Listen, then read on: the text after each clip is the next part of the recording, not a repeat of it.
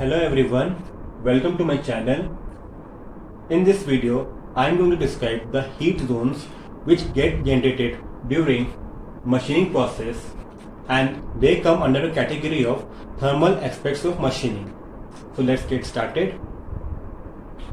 This one is our workpiece, this one is the tool, and these are the chips which are flowing over the tool. So during any machining process, as per the law of conservation of energy, the mechanical energy gets converted into heat energy. This is the statement, remember it. Then, during machining process, three distinct heat zones are formed, upon which this video is based upon. Whether the tool is being fed against the workpiece, like in case of machine tools like lathe machine, shaper machine, and milling machine and drilling machine, or the vice versa, where the workpiece is fed against the tool, like in case of grinding machine tool.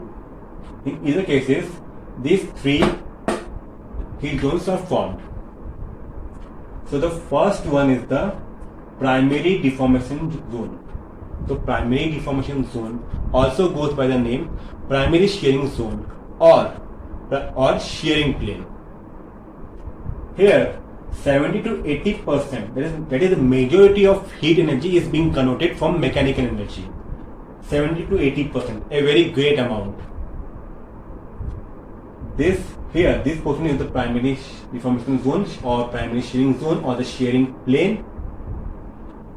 So why such huge amount of heat energy is generated here?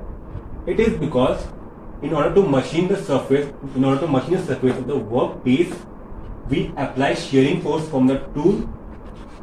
So, and this shearing force, it causes the breaking of the crystals of this workpiece, and this causes severe plastic deformation. And this severe plastic deformation has to lead to a failure in order for the removal of the chips. So during that case, huge amount of heat energy is generated. In primary deformation zone, severe plastic deformation occurs, which ultimately leads to the failure. So that's the reason 70 to 80% of heat is generated in this primary deformation zone or primary shearing zone or shearing plane. So this shearing plane, it has very negligible thickness, about 25 into 10 to the power minus 6 meter. So that is why, for analytical convenience, in many textbooks you will find that it is depicted by just a straight line, so that it is easy to calculate numericals. In fact, its thickness is so less, that's why you can assume it. After primary deformation zone comes the secondary deformation zone, which also goes by the name secondary shearing zone. Here 15 to 20% of heat energy is generated. There are two reasons why heat energy is generated, because first of all, from primary deformation zone, after being machined, these chips, they carry 70 to 80% of the heat energy, and these chips, the bottom of the chips, they come in contact with the rake surface of the tool. These chips are flowing over the tool. After machining these chips, they are having very high temperature and they flow over the tool with very high velocity. This creates a lot of pressure over the tool.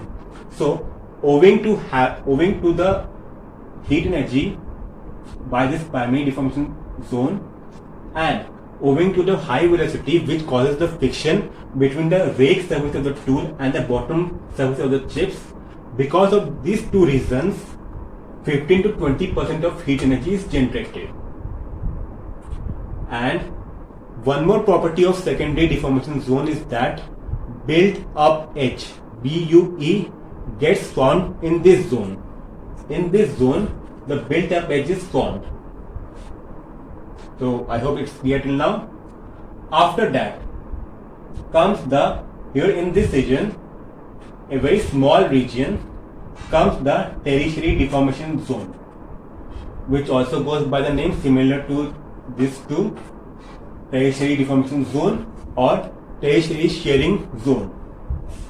About 1 to 3% of energy gets converted here to heat energy, So it's sometimes we often don't take this into consideration. Why? Because it is mostly formed only when the tool is very badly worn out. So mostly we don't use worn out tool. Either we grind this or start using a better tool so that there isn't a risk for the surface quality of the workpiece. But in case when we are using a very worn out tool, tertiary deformation zone or tertiary shearing zone gets formed. So when it is formed, see this tertiary deformation zone, here the interface of the flank surface of the tool and the machine surface of the workpiece is there. So there is a contact between the flank surface and the machine surface. This one is the machine surface. Let me mark here. I am marking it as MS. MS stands here for machine surface. This one is the machine surface.